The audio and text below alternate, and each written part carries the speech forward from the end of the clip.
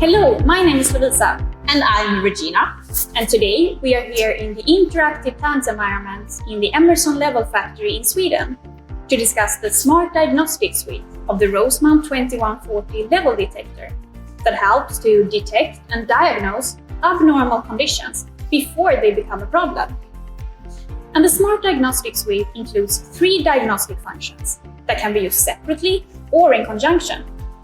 And today we will learn how to use the Power Advisory function using AMS Device Manager.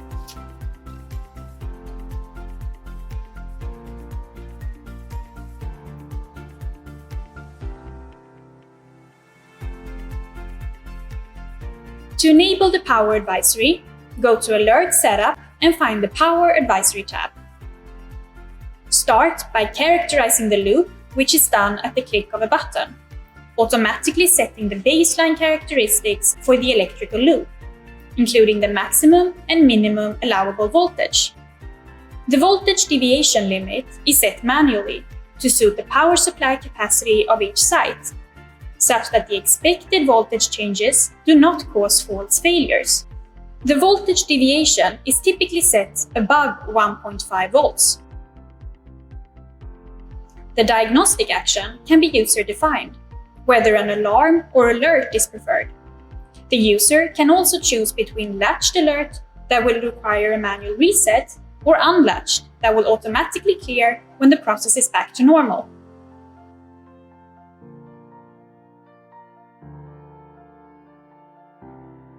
Whenever the voltage deviation exceeds the set thresholds, diagnostic messages will appear. Press the diagnostic icon for information on the issue and also the recommended action. So with the Smart Diagnostic Suite, operators can reduce the risk of time-consuming and costly process shutdowns by proactively scheduling maintenance before an incident occurs. And to learn more about the functionalities of the Rosemount 2140 Level Detector, please see related videos or visit our website.